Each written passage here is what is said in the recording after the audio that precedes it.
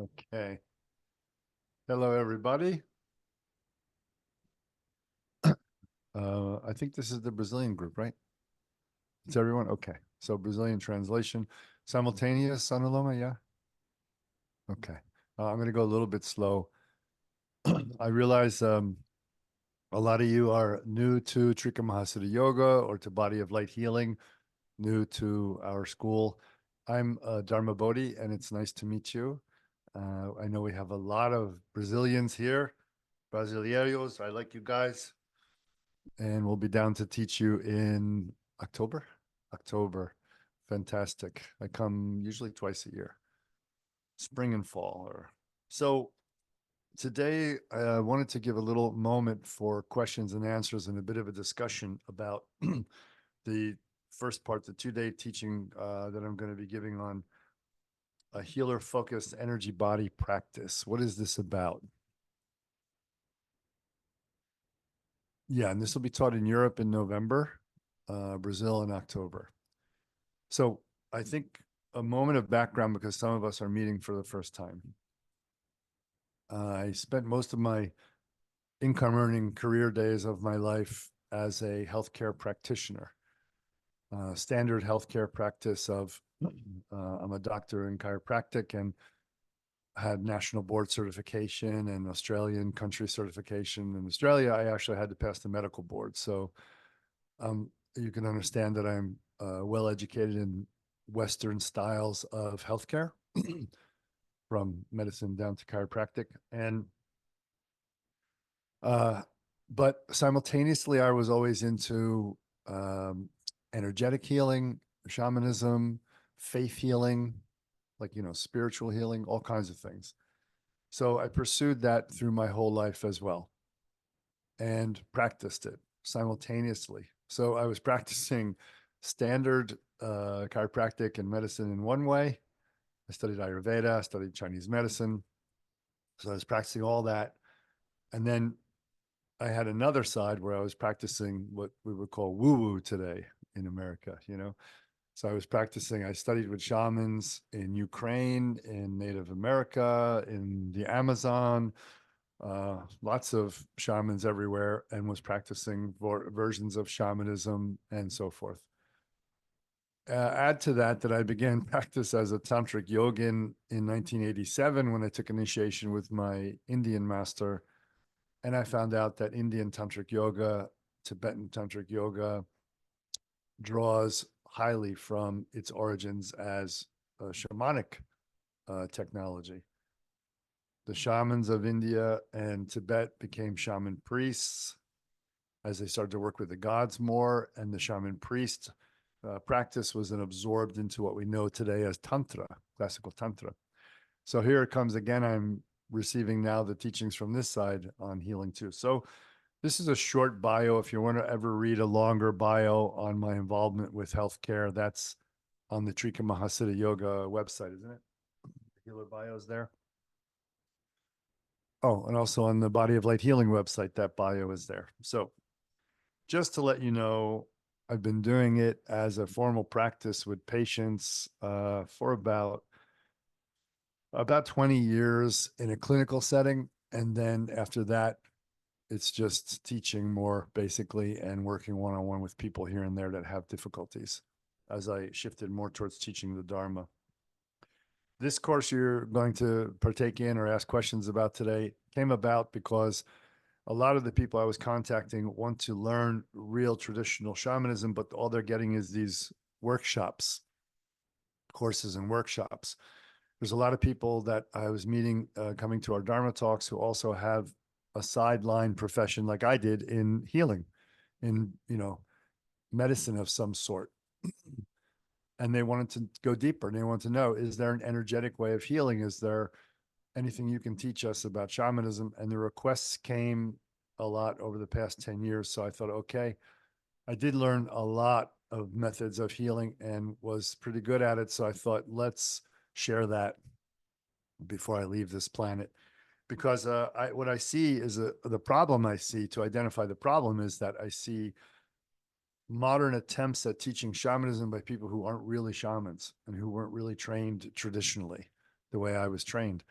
And I see them teaching, mixing things and getting it all mixed up and not really quite able to deliver a real true teaching in shamanism. And the ones who are real shamans, the ones who are teaching real shamanism, well, they're taking, 2 or 3 students for their life and that's it. And you can't get in with them. They practice out. I know one guy who's traditional, who's real, the only shaman teacher I would refer to today, actually. And he lives up in the tundra of Sweden and Finland, you know. So you have to go and live up in Sweden and Finland and eat reindeer every day, this kind of thing. So it's tough. It's tough to get good teaching. And I want to help people become healers, have a profession that's authentic, authentic healing traditions from native traditions and Tantra. And so we put together the Body of Light Healing Program for this purpose. And generally, we're teaching workshops to introduce people to this type of healing practice, which is really a lifestyle. It's really quite, involved. And then after we teach this for 2 or 3 years, we'll see the 10 or 15 people that want to go deep or less, who knows, or more, and close it off and make an apprenticeship. And I'll stop doing these open public teachings. And I'll just work with the apprentices only. I'll work with the European group and the South American group and go back and forth, and that's it. Because you can't constantly teach the beginners and take the advanced people anywhere really deep. The only way to go deep is to close it off sometime and teach only the advanced. So one of the things that I think is missing in classical teaching of shamanism, energy healing, that I can teach authentically in the public without giving away, really, really deep secrets and everything, without having you make a lifetime commitment to being my apprentice or anything. I can teach this type of work of strengthening and clearing the energy body, because this is fairly generic. Of course, each tradition has their way of doing it. And once we get down into apprenticeship groups and you lock into which one of the ways of shamanism that I teach, whether it's the Hawaiian or the Native American or more the tantric shamanism, which one you really like and go for, that'll have its own set of specific energy practices for clearing the negative energy from the body-mind continuum and for creating a strong energy body and filling that energy body with tremendous power and then learning how to direct it outward. Right? It follows the same as martial arts, which is why martial arts and healing always went together in China. You have to be a good vessel. You have to be able to fill it up with energy, and you have to be able to push it out towards your opponent. But here we're pushing out a healing energy towards the ill people that we're going to be working with. That's the difference. So this first 2-day workshop will take energy practices from the different traditions that I've learned and teach them all in 2 days. And you're not expected to perfect it in 2 days. You receive it, you learn it, and then you practice it every day. And hopefully you'll form groups in your local areas in Europe and Brazil, and you meet as groups. You go to the park when it's not too rainy or too hot. You get there in the morning and you get under a big tree and you do the practices under the tree with some prayers. Later on in the trainings that will come after, I'll teach you prayers and how to use the pipe for prayers and all that. You can do it all together.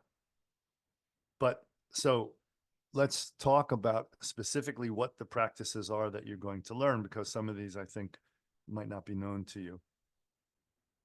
So in the first training, which we're calling a 2-day healer focused energy body practice training, one of the teachings that, or one of the practices that we're going to be giving is what we're calling here the Mandala body protection practice. This is to skip all the Sanskrit words. This comes from Tantric yoga. So why I like this practice is it's easy to perform, it's simple to learn, and it not only sets up a protection for the person who's using it for their own body. So if you go and work on somebody, you don't have to take back any negativity from the person. And I'm not talking just about spirits here. Of course, spirits are something that we don't want to take on. If someone's ill due to spirits and we're performing a soft or an extreme exorcism, we certainly don't want the blowback from that.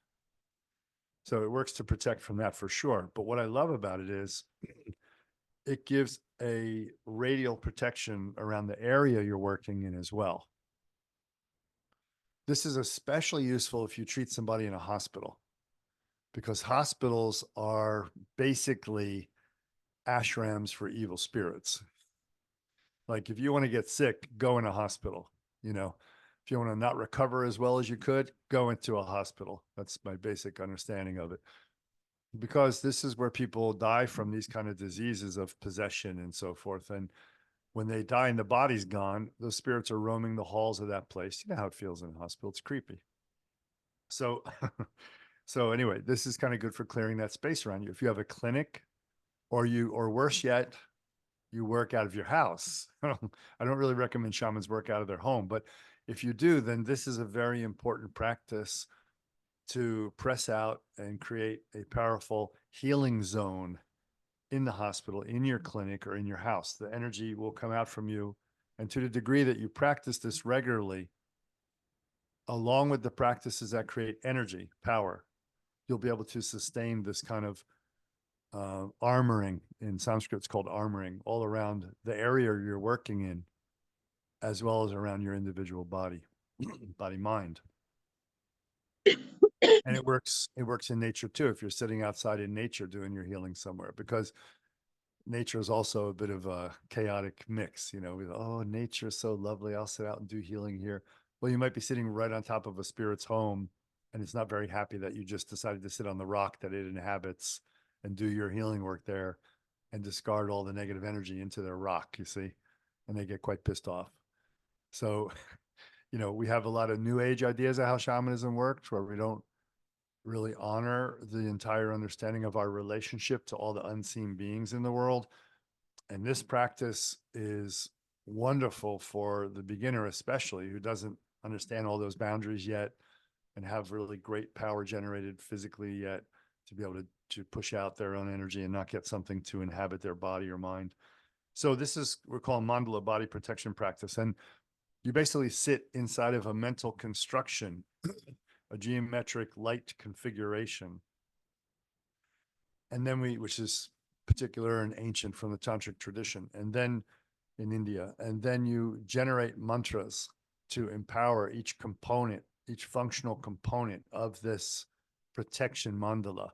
So you do a visualization, then you empower it with mantras that you'll be empowered to use over this weekend training. And that, in the multi-step process, creates what we call a mandala, or like a little world, a little realm of purity and power that you inhabit and the patient inhabits, which is really beautiful too. Just doing it over the patient itself is a healing practice. So they're in that little mandala, that bubble of healing power and protection, and then you do your work. So we're going to teach that one. And another thing we're going to teach is a way of cleansing the energy channels. And we might, you know, I have a curricula here, but if we got through all this stuff, I would teach more. So we'll see. I might even teach more, or just throw it all at you, because you have to see what really works for you and what really sticks for you. But it is only a weekend, but it will be full. So we're going to teach another aspect of tantric yoga that's good for healers, and it's called a tension release exercise. It's quite simple, but it relies on practice and deep inner connection to really make this one work. So that will again have to do with repetitive practice and deepening your connection to the exercise and to the master that gave us this exercise, and so on, this deceased master and their lineage. And basically what you do is you create a unbroken and powerful waterfall of really truly cosmic energy coming from another dimension. Symbolically, we see it as coming down through the crown in the hands. So we receive it in our crowns and our hands, and then it flows through us. And it serves a few purposes. First of all, it's really good at cleansing out the negative energy in your own channels. So in tantric yoga, we talk about energy channels through the body-mind complex. So here we're going to talk about channels. We don't talk about it much in shamanism. These channels are conducting life force energy through us, as well as mind energy.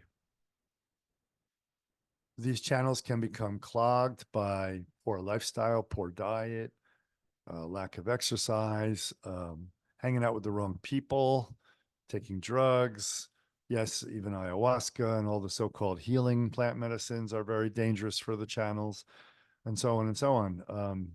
Yeah, hanging out with the wrong people, doing the wrong things, doing healing work on people and them getting better sometimes has to do with the energy going retrograde back into you, right? So that's not a great way to heal.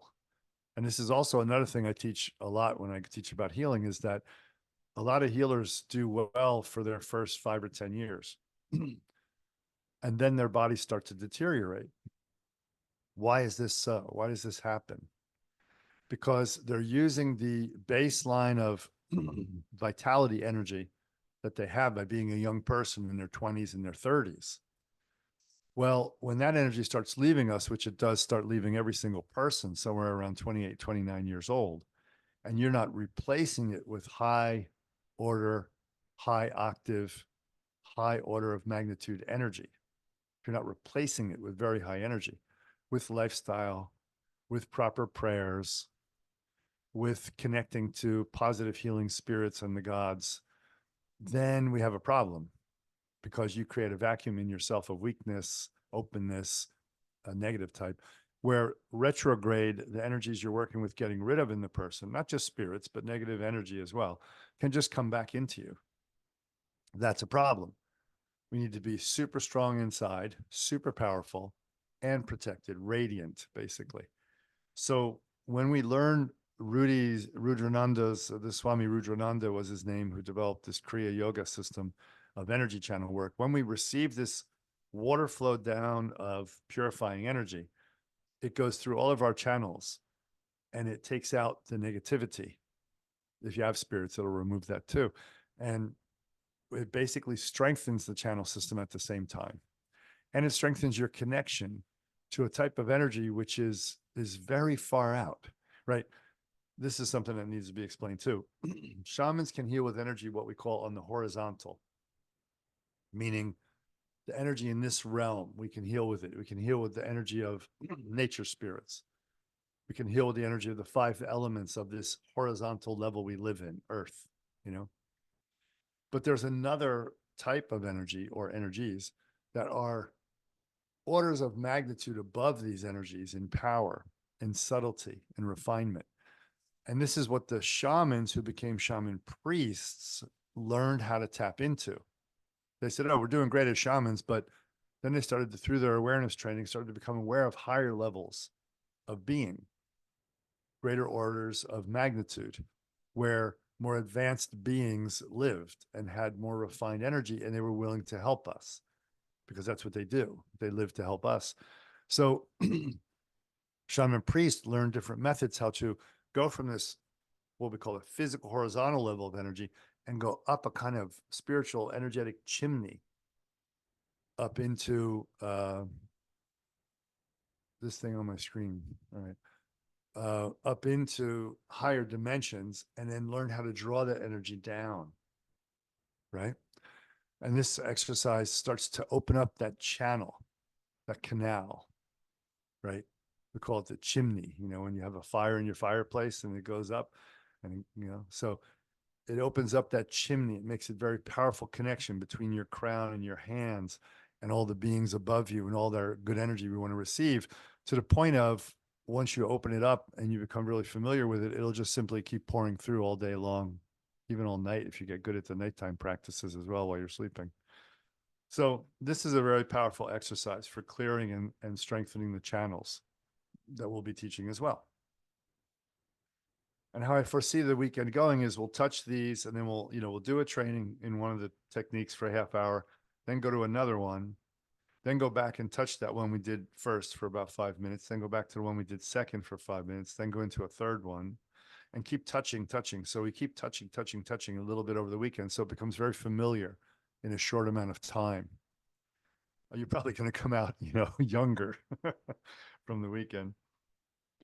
Another technique I want to share with you is from the Norwegian system of shamanism that was pre-Christian I learned a system of, I don't know what to call it, sacred lifestyle, I guess, from a Norwegian master whose family held this tradition for very long time. And I became adopted by this teacher. It's shamanism and it's warriorship put together from the Norse tradition, pre-Christian Norse tradition. So in the same way that all shamanism all over the world was very similar pre-Christian times, sure, it shares very similar principles and techniques with many other systems in the world. Everybody came up with this very, I'd say, each culture had like 30, 40% the same practices as all the other cultures in the world. And then where they grew up, that culture's environment influenced producing another 60, 70% of unique techniques and those teachers' unique influences. So this system from Europe is called stav. Stav means staff, like a wooden stick. um, what I want to teach you from stav, there's a lot of healing methods. There's 6 individual different types of healing methods in stav, and each one of them is a lifetime journey. But I'm going to teach all 6 of those. Is that coming up in Europe too? Yeah, at Ikigai. So at Ikigai Center in Praha or Prague, Czechoslovakia, Czech Republic, sorry, Czech Republic. I'll be teaching that Stav healing workshop. You know what year it is? 2026. I'll be teaching that one, the full Stav healing training. And that'll be like 5 days or so out in the woods. 7 days out in the woods because it's a big system. Now, I took one piece of that system from the 1 out of 6 Stav healing methods that's called Megen. Megen in Norwegian means sort of like power, energy power that you can push out. It's sort of like the energy, life force energy that you have, Megen. The famous god Thor, very shamanic in his origins and so forth, had a lot of this power and he was able to push it out through his hands. And so these exercises come from kind of exercises that the god Thor would have given the early shamans in Norway to understand how to build their power. And it's a specific way of breathing that creates a tremendous surplus of energy in the body and strengthens the physical body to hold that energy and allows it to come out through the hands. So there's 16 different hand positions that are held while you do a very strong, I'm going to emphasize it, strong breathing practice. And then by holding the different hand positions when you do the strong breathing practice, it opens up the specific channels that go down the arms to the hands that allow for this energy to come out to the patient much easier. Because I've got to tell you the truth. I mean, I really can't lie to you. I got to tell you the truth about all this shamanism and healing because I've done it my whole life and I feel obligated to share because I really think it's really being grossly misrepresented today by people who just want to make money on healing workshops. And it really pisses me off because people are getting damaged, and the traditions are getting ruined, diluted and sold and not even real stuff anymore. I'm going to tell you a truth. The truth that I know is that if you're not strong in your body and strong in your mind, you can't be a healer for real. There's no such magic thing like going, I'm sorry if you're into Reiki, but there's no such magic thing as going to receive a special initiation from somebody by doing some Reiki symbols on your head and all of a sudden you're going to come out and be able to heal like Jesus. It's simply not going to happen. And if you know the true story of Reiki, which we're going to recount right now, it serves us to remind ourselves about this. Reiki was developed by someone named Dr. Usui. Usui was a Japanese Catholic priest, oddly sounding, in Japan. I believe it was in the 1800s. And he had, or early 1900s, but I think it was late 1800s, but who knows? I can't remember. And he had lots of students becoming Catholic priests. At graduation, one of the priest students said to him, Dr. Usui, we love you so much. You've taught us so much about Jesus, about God and how to help people and so forth.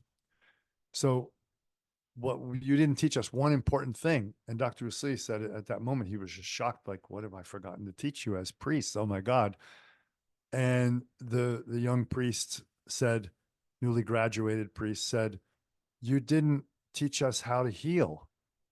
I read in the Gospels everywhere, Jesus is healing this one, Jesus is healing that one, he's healing, but you didn't teach us how to heal.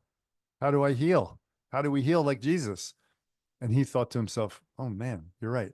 I didn't teach you that because I have no idea, because they didn't teach us how Jesus heals.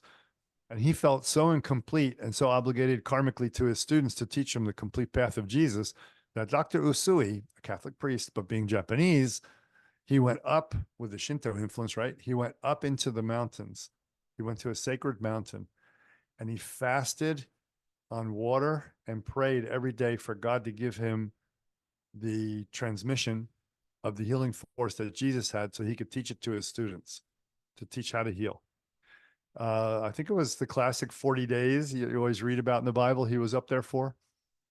However long it was long, and he wasn't eating, just drinking water, and then he came back down after he received his transmission. So he describes being caught up in a state of God consciousness, receiving gold light pouring down into him with Chinese characters, because the Japanese people also use Chinese characters, right? Chinese characters were coming into him with the energy at the same time. And so Reiki was born, this idea of healing people by laying hands on people. He came down and he was healing people all over the place. All over the place. He was going into the slums and healing everybody just by touching them. He taught his students how to do it. That became Reiki. Now, the problem is 3 generations away from him, you can see that it lost a lot of power. 7 generations away, because I looked at this because I actually tried Reiki, it lost even more power. And eventually it was kind of gone. And I think what was lost with that was these people who were doing it in the beginning lived a very pristine lifestyle, a very pure and beautiful lifestyle. And they were developing this incredible energy. And that wasn't transmitted. So there was no more a virtuous vehicle to hold that Reiki energy. The other thing is that the people that do Reiki now think, because it's taught this way, that you can just receive the transmission, the initiation, and then it's all going to work. And I'm telling you the truth right now. If you work like that, you're draining yourself. It's your own ancestral spiritual energy that you're giving. It's not Reiki energy. Might be a little bit mixed in there, but it's not much because it's pretty diluted after all these generations. So all you're doing is giving them your own life force energy and depleting yourself. And so that's not good. So what we need to do is get our own energy back. And the one stav breathing method I'm going to give you from Norway is very powerful for getting that energy back. As is another one. So I'm going to tell you about one more. I'm going to give you another breathing practice that comes from China, from the Hakka people of China. Hakka people were very famous for being kind of the Chinese, what do you call them? Travelers, gypsies, Chinese gypsies. So they traveled around. They were from an area up near Mongolia, and then they traveled down through China, all through different places, and ended up way down south near Guangdong. They're famous for a special kind of kung fu because they create a kind of power that is, legendary in kung fu movies, like Kill Bill. When you see Bak Mei, the white eyebrow guy, he's a Hakka person who practices Hakka kung fu. I practice Hakka kung fu. Very famous for being able to take green coconuts, hold it in one hand, and smash it with the other hand. Now you can take a green coconut and try that with a hammer, and I bet you won't even break it. So that kind of power is incredible. How do they do it? They developed very sophisticated, I believe it probably came from Mongolia, very sophisticated breathing practices and body practices, combining breath and body, and this refined energy I told you about.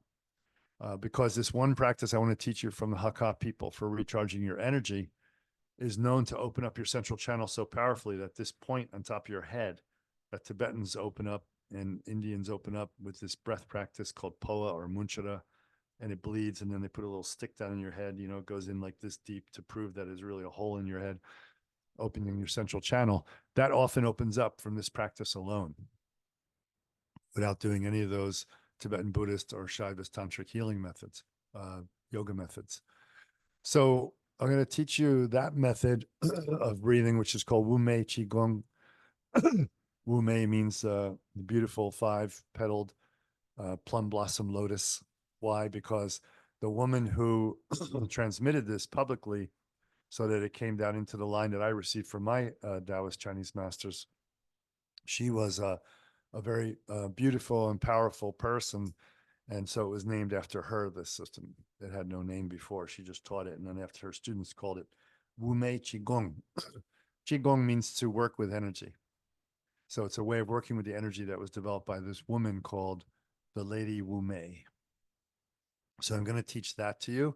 And it is really powerful. And why I think it's important for this group, especially, unless you have martial training at a very high level in creating what we call iron body or golden bell or virgin boy, these three types of kung fu that create a really powerful body. If you don't have that, this is a beginning of this, and the Norwegian breathing will create this iron body, it's called, where your physical body is getting stronger. It's not just your energy body. It's a physical body practice that has breath and energy and visualization involved, right? So your physical body becomes a better container. That's what you need, a strong container. Look, I can have the most powerful acid that I'm going to use in an experiment, but if I don't have a flask that can contain that acid, if I put it into a metal container, it's just going to go straight through the metal, right? Even Coca-Cola left on top of your hood of your car for, days will put a hole through the hood of your car. So, there's acid in there, right? So you have to have the right container. So your body has to be created as a container of this energy. And then you have to accumulate and build the energy in it. But the very first thing is you got to purify it, right? And it's a continual cycle. Every day we purify, and every day we build back the energy, and every day we build up the physical ability to hold it, right? And that's how we stay young, us healer people, right? Our martial healer people. That alone is a nice result. So I'm going to teach that to you too, the Wu Mei Qigong. The last one I want to talk about is the Arohana Avarohana. Arohana Avarohana is a very common practice now, but it's something to emphasize. Once everything I said is in place and you do this energy meditation, it's an energy meditation, and you do it, for a certain amount of time every day, you will be refining the energy within you. This has a spiritual benefit, obviously, but also a healing benefit. So you'll be creating more energy from your energy. So a lot of the other stuff we're teaching you how to breathe it in, how to mix it with energy you draw from the earth and you draw from the heavens. You breathe it in with the breath and it comes together and condenses below your belly button and then spreads out through your body. This one takes the energy we've brought in that we already have and creates more energy from that energy, right? Side note, sexual energy can do the same thing.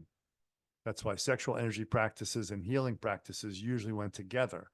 People that were healers often practiced sexual yoga, it's called, because it was a very powerful way to rejuvenate their energy and keep them strong.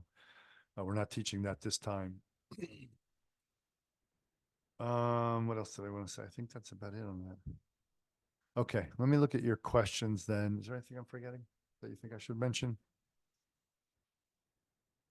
Class ends at 10. Yeah, I don't want to go too long.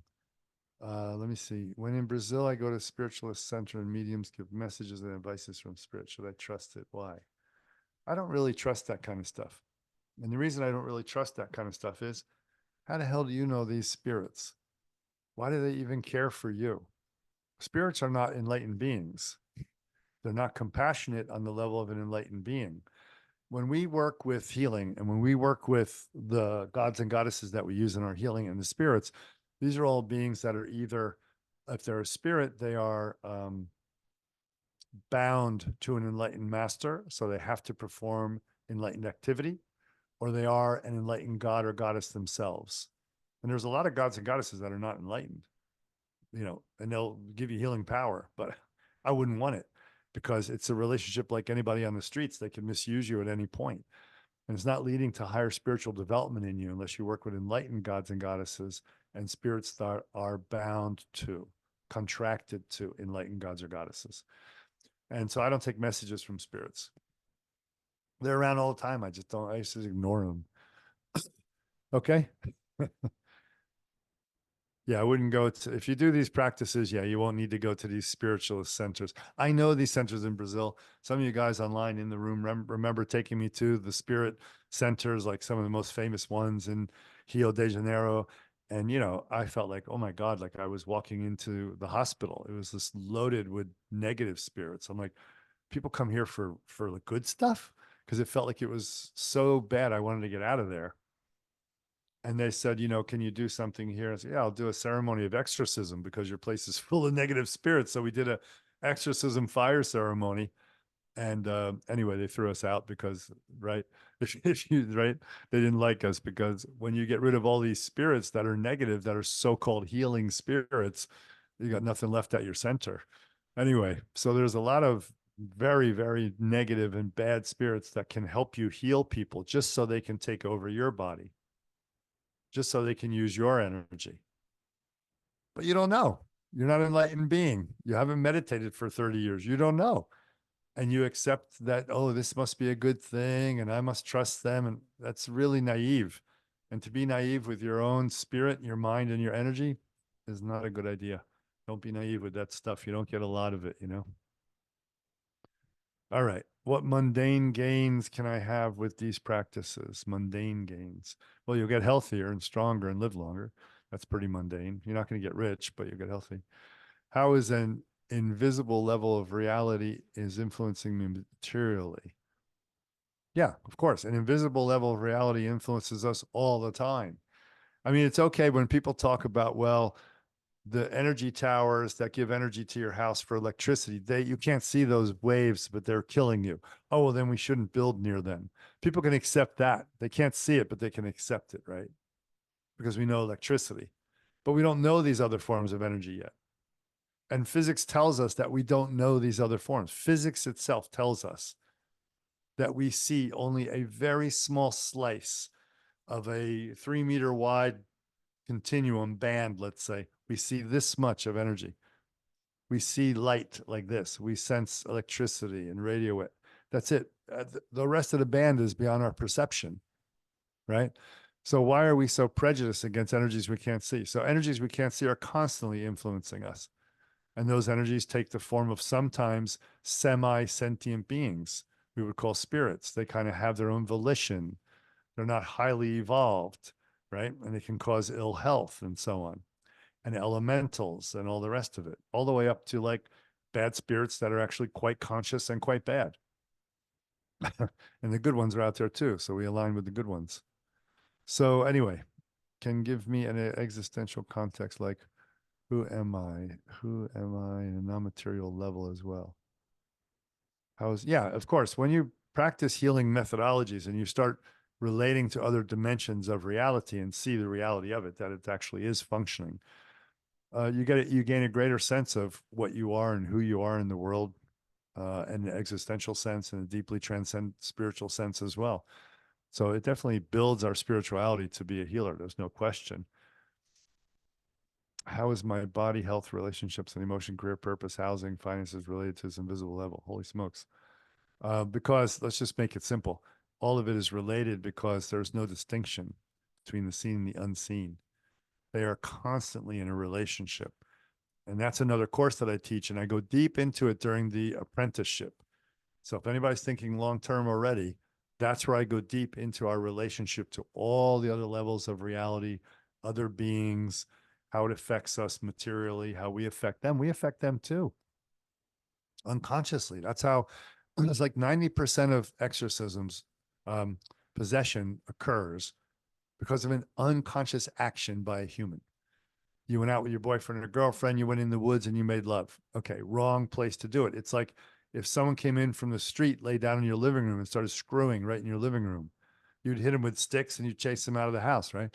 So what happens is the same thing. These spirits get into your body or they get angry and curse you and cause you damage and it follows you. There's many, many ways. Even when we just take nature walks, a lot of times we're invading other beings' homes and they stick to us and cause ill health. They enter into the gateways of our body, our energy gateways, which we'll talk about and how to secure those gateways. And then we get bad health. So this happens a lot. We have a deep relationship with the unseen and we have to respect it. And of course, I'm going to teach that for sure. What do you think of Reiki? Okay, we talked about Reiki. It used to be good. Now it's not powerful anymore. So don't waste your money on that. How sufficient is an hour or two of Tantric Kriya Yoga a day to constant purification from any impurities? I don't know the Kriya Yoga system you're using, but if it comes from a line of enlightened Mahasiddhas, like Machandanatha, where we get our line from, and Babaji and so forth, and you're doing it very powerfully in that devotional aspect, making offerings to those lineage masters, then that Kriya Yoga should be good enough, definitely, to purify yourself. And you wouldn't have to learn any more purification practices. But sometimes learning more rounds things out. It's kind of nice.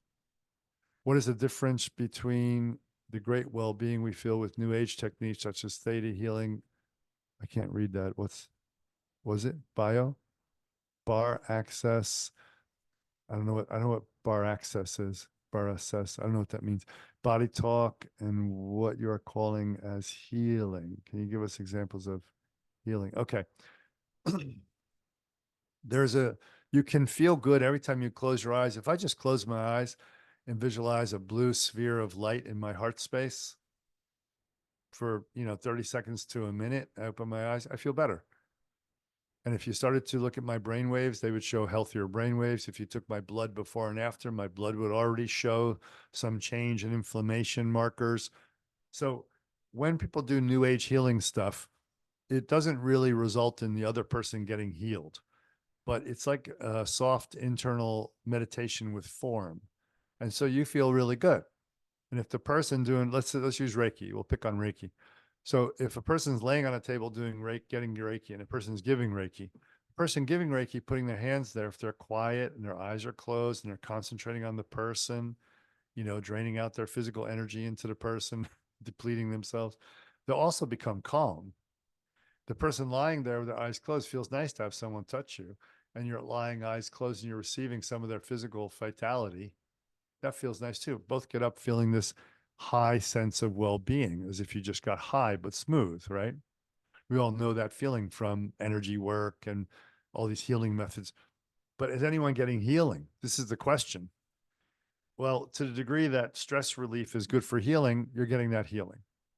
The person so-called doing the healing, I think they're draining themselves. They're coming out with a bit of a minus. They're meditating, but they're draining their physical vitality a bit.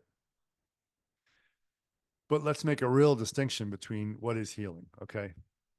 And this is where people get a little bit angry with me sometimes because I hurt their feelings. But I'm not here to make your feelings feel nice. I'm here to tell you the truth. And the truth is, I trained with shamans who were healers, and they're real shamans. Grandmother Kitty Hawk got her name because she was related to hawks and eagles and stuff. And anywhere we were standing at any time, if we asked her, Grandma, call an eagle, she could call an eagle. And I mean, within 5 seconds, an eagle flies in circles over her head. Okay.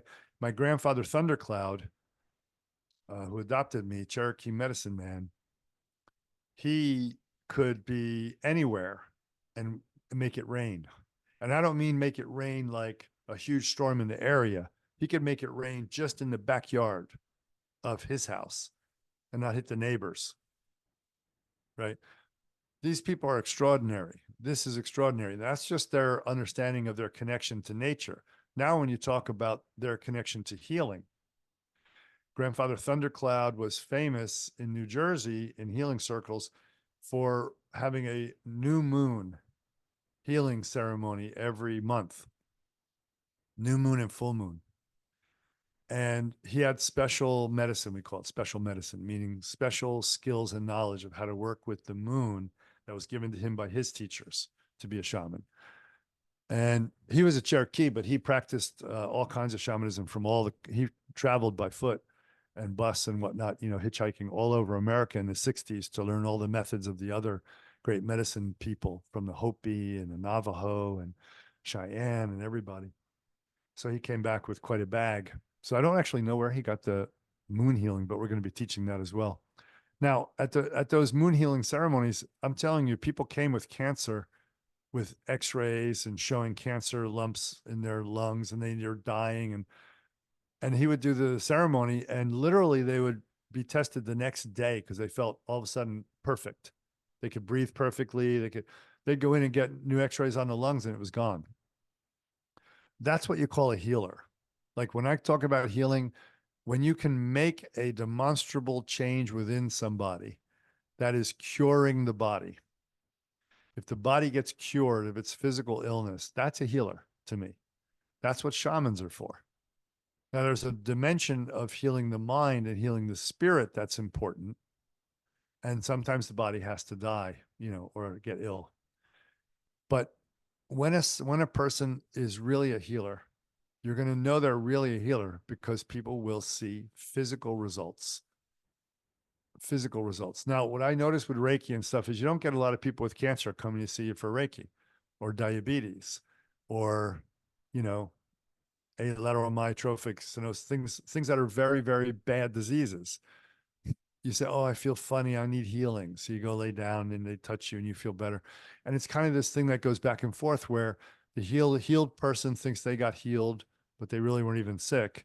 They were just upset a bit. And the person who healed them thinks I did a healing.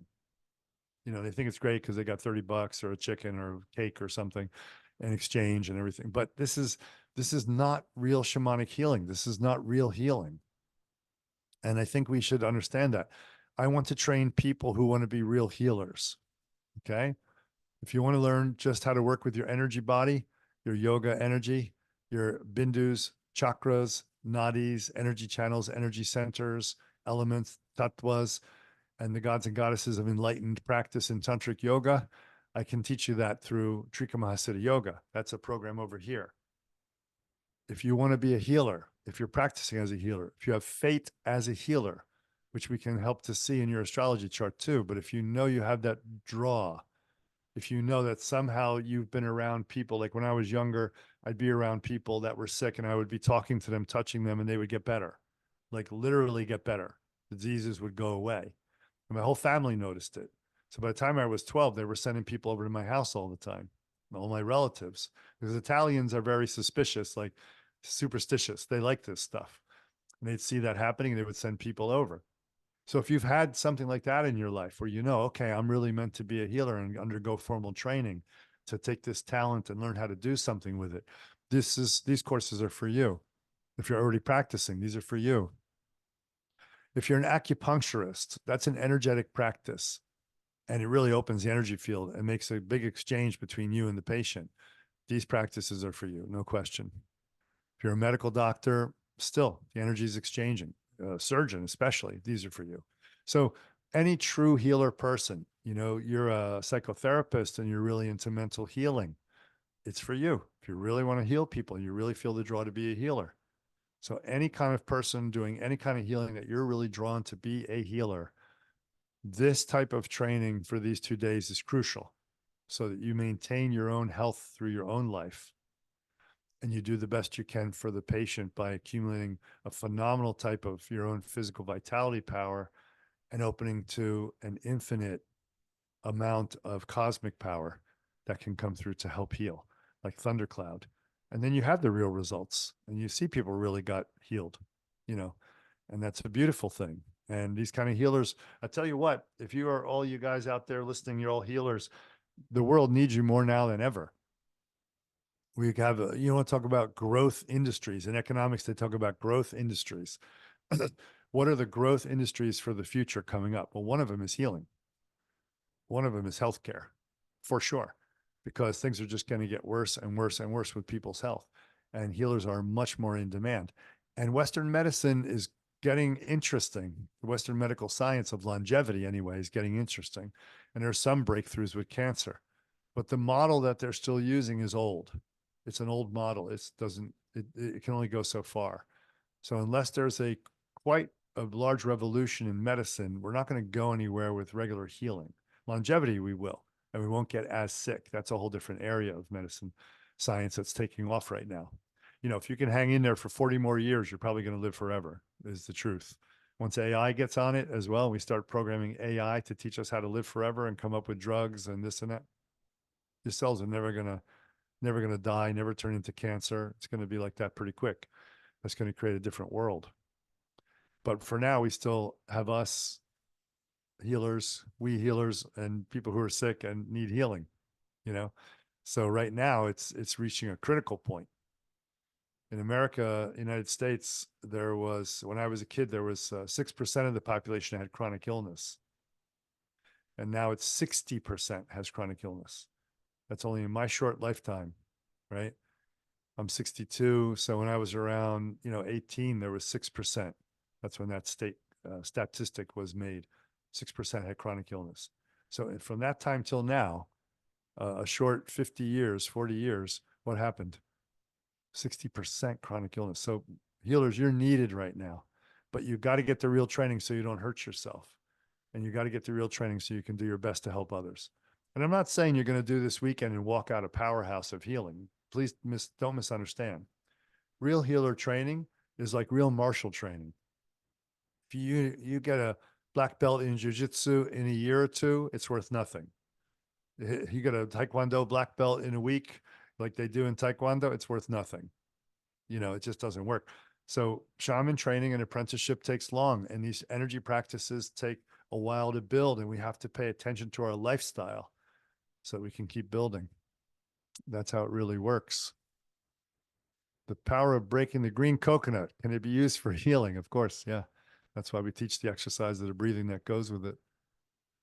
What's the difference between the fruit of Kundalini Hatha Yoga and those methods that you were going to teach us?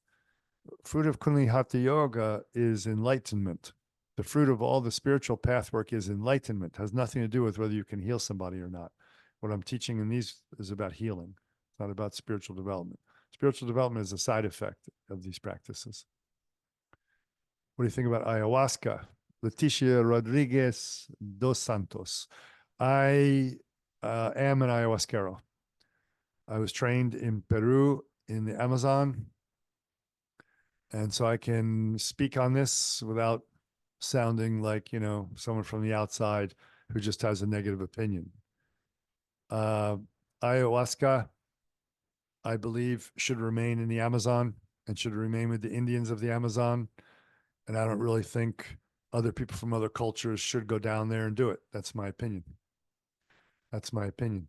Because and especially I don't like what's happening because ayahuasca, it's changing so much. Let me just explain this real quick and you'll get it. When I trained in ayahuasca, the ayahuasquero, which I trained with my ayahuasquero to become an ayahuasquero, Don Augustine trained me in Peru. And this is in 1980s, okay, long time ago when it was still authentic. The sick person was brought in by the community and was put in the center of the circle. The ayahuasquero began the ceremony, began the dances and the songs and calling the spirits and the mother. And then the ayahuasquero took the ayahuasca, not the person who's getting healing, not the other community members. The ayahuasquero entered into that other dimension, and the ayahuasquero fought the negative energies and brought in the positive angels and so forth. That then healed the person. What do we have now? It's totally different. The ayahuasquero mixes up the potion. A whole bunch of foreigners sit around in a big circle playing drums and stuff. I really get pissed about this, really, really shitty about it because I come from the tradition and I want to keep it clean. So they get a bunch of foreigners come down, go into the jungle on their magical mystery tour. And then the ayahuasquero gives them the ayahuasca so they can have a trip, so they can meet the mother. What? So they're developing some kind of new spiritual path out of what was a healing path, what was shamanism, what was really about healing, where no one went to get high. No one went to connect to the mother. You were dying of cancer. And someone brings you to the ayahuasquero, gives you the ayahuasca, and the cancer's gone. That's called healing, my friends. That's shamanism. That's real. But if a bunch of foreigners from Germany get on a bus and a plane and end up in the jungle of the Amazon after a little canoe trip and all of a sudden sit around with an Indian thinking they're Indian now and take ayahuasca and get high for 3 or 4 or 5 days, then come back and go, oh, I did ayahuasca, man. I saw the mother. My life has changed, blah, blah, blah. You just got high. And there's nothing wrong with getting high. Smoke your marijuana, drink your alcohol, do what you do if that's what you want to do. Don't confuse that with spiritual development, and certainly don't confuse it with shamanism. You're not a shaman. You didn't get healed, and you didn't learn how to heal. And that so-called profound vision that you had, if you keep trying to reproduce that by taking drugs again, you can't get ayahuasca at home. So I'll use psilocybin. I'll do no. Now you spiritually, now you're lost because that was not enlightenment. When you take the ayahuasca and you see the mother and the angels come and you get the demons and blah, blah, blah, that's not enlightenment. That's just tripping. We call it tripping in English. You're just getting high. And remember before at the beginning of the talk, I talked about a horizontal level and a vertical level of reality. The getting high is only going sideways on the horizontal. It's going out into areas that you usually don't experience, but it's sideways. Oh, but it's the realm of spirits. That doesn't mean it's high. Oh, but they're disembodied beings. That doesn't mean they're coming from a higher enlightened level of being. Healing doesn't have to come from enlightened beings. Healing can happen down here in the horizontal. Yeah. Okay. So then, my wife is saying, so tell people what you think they're experiencing when people say they had profound experiences of healing, right? Yeah. Big changes. Yeah. So of course, when you get high and you see another reality, like taking LSD or psilocybin, you see your limited way of life. You're opening into a grander vision of life. Now, when you come back from that and say, I'm transformed, I'm going to live differently. Good for you. That's awesome. I do that with meditation. You do it with drugs, right? Mine is sustainable. Yours is not sustainable. Mine also reaches up into enlightenment levels and yours does not. That's just a fact. So if you get a change, great. That's good for you. That's like someone giving you advice. Hey, you shouldn't really beat your wife all the time. Oh, really? Okay. I changed it. Now I'm a better person. That's a good thing. We're all for that. If you get healing, that's great. You went down the ayahuasca training and you got healing, your tumor fell off or something. You got healing. Good. Good. That's what it's for. It's shamanic healing. That's where that came from. So that means you actually engaged with and received the true meaning of an ayahuasca ceremony. I think that's fantastic. When I went to my ayahuasquero, I had a certain condition and it left. It was healed physically. And I felt so young when I came out of that training, like 10 years younger. When I went to Santeria training in Cuba with my padrino, I had a big tumor on my back actually. And the doctor said, well, I could cut it out, but they cut it out before and it came back. So I was down there and I didn't even think about it. I wasn't even thinking about the tumor. I just wanted to get to training in the Santeria, Candomblé for I think Candomblé, right, for Brazilians. So I went through the training and one day I woke up and realized that the tumor fell off. I didn't even notice. I was like, it's gone. Well, I was down there for about 2 weeks for this one training. And about the fifth or sixth day, I was like, it's gone, you know? So this is healing. That's good. Healing is good, but it's not the same as like when you go to practice ayahuasca as a spiritual path. That I don't agree with. That I don't think is proper. I don't think it's proper. I think it's proper to take ayahuasca for healing in a context with a shaman who is trained traditionally, and that's it. When you start bringing groups down and teaching people how to get high and make like that's the purpose of the ayahuasca to transform human consciousness, and that's going to turn us all into people who love the world and the world's going to be a better place. That's something new that's developing. It's like a religion. I think ayahuasca now is a religion, a bit of a cult, actually. And now we hear about how many people are actually dying from it. Right? A lot of people getting injured and dying and getting schizophrenic breaks. And I mean, we're talking about some seriously powerful drugs in that ayahuasca. And if you don't have mental balance already, that's that's not a little bit, that's a lot of danger. Okay, so be careful, folks. Santo Daime, same stuff. Be careful. What's the advice for a healer who works at home to keep the place safe and clean? Okay, that's so apparently my wife says you came in a bit late there. You can listen back to that again. Doing the practices is good. Is there energy that purifies and heals? Yeah, there's energy that purifies and heals. And we learn how to connect to that, especially through the tantric yoga healing practices. You get it in the shamanic, but the tantric yoga level takes it to another whole level. And that's why I teach that in the second level of the first is shamanic, level. Second level is the tantric priest level of healing. And the third is what we call direct healing. Nelson, how are you, Nelson? What are the clear signs that taking care of others through healing practices actually someone's naughty? Clear signs. Well, like, you have to have that calling. You have to, people will, how did I know I was supposed to be a spiritual teacher? I'd be sitting on a plane and I'm not wearing anything that shows I'm a yogi, no malas, no piercings, nothing. And someone will look at me, sit next to me. This happened many times, multiple times, and say, "Are you a guru?" And I'd say, "What the hell makes you ask that question?" Or I was on a beach in Thailand and nowhere, and someone walked all the way like around this island, came up to me and said, "Are you a guru? I want to learn from you." And I'm like, "What the hell?" They weren't just tripping, right?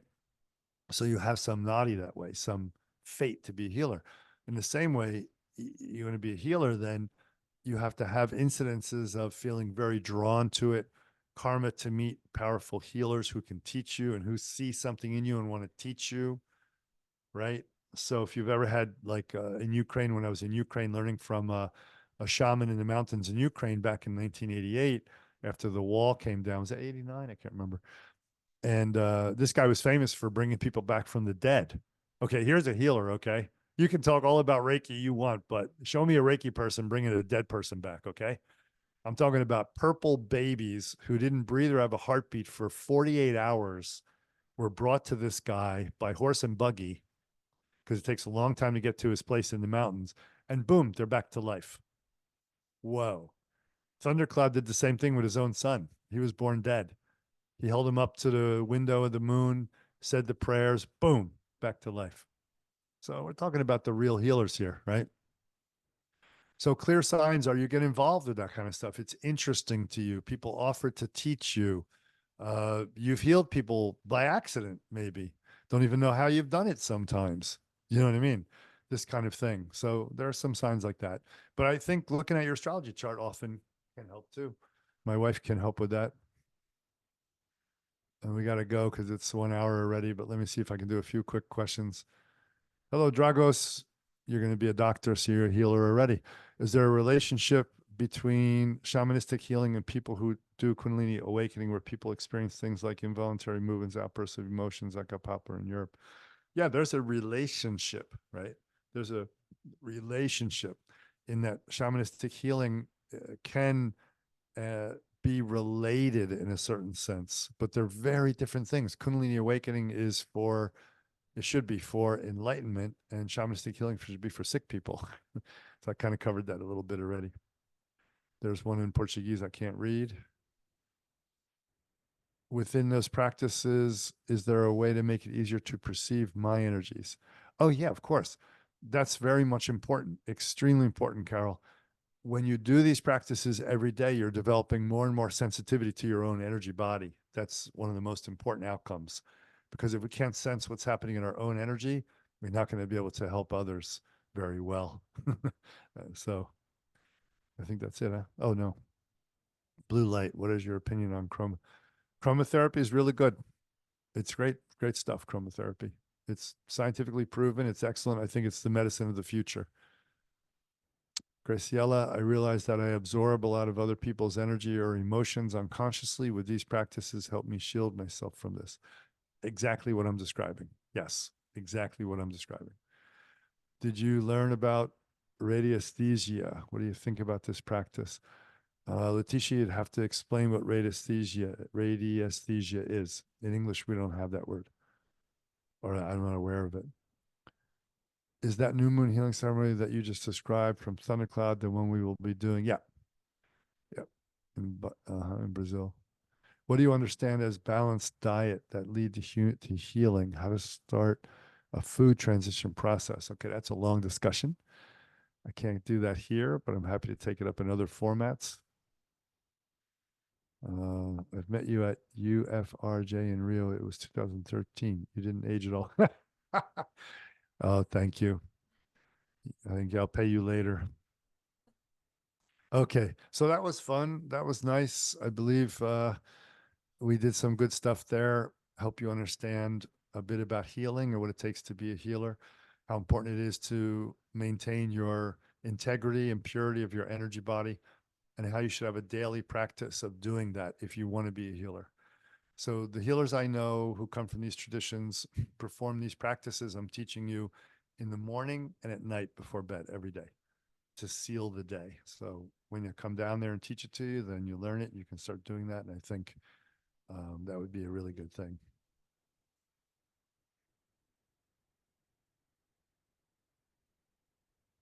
Um, Anuloma, there's something there. How can we mentor you? I'm not sure. Do you want to teach me? Is that in English? That means how can you teach me? But I'm not sure if you mean how can you teach me, or do you mean how can you become an apprentice? Can you ask that person on a limit to clarify that and write back real quick? I hope you can teach me. I like learning all the time. That's great. I like learning, meeting new people, learning new kung fu, new healing techniques, new Kriya yoga, anything. I love learning. So there's another class in 20 minutes from now that is on Taoist yoga practices or the Taoist way of cultivating this energy. It's related to this, but it was specifically designed for the students that are in the Taoist yoga, Taoist meditation group. But this is also very good for the healers. I see the SLL Ferrari at Hotmail. Is she telling you? Oh, okay. I see it now. Thank you. Yeah, to be an apprentice, you take all of these courses that Sukha City is sponsoring. I come down for the next 2, 3 years. Or if you have enough income, you can also come over and join us at the trainings in Europe as well. And then when we have done a number of trainings together and we know each other and you really feel like this is it for you and you want to be an apprentice, I will then stop teaching outer groups, close it down, and I will start teaching the apprentice group. And some of those apprentices will probably be good at the practices they learned so far, and I can authorize them to start teaching the trainings I was teaching before, which I'm looking forward to. And then I can just work with the apprentices. So that's how that will work. So try to get to as many trainings as you can, get to know each other, and let's see. Okay. So we'll take a short break. I'll be back in 20 minutes to talk about the Taoist practices of energy cultivation next. Thank you very much for being here, and may you be well, healthy, and happy.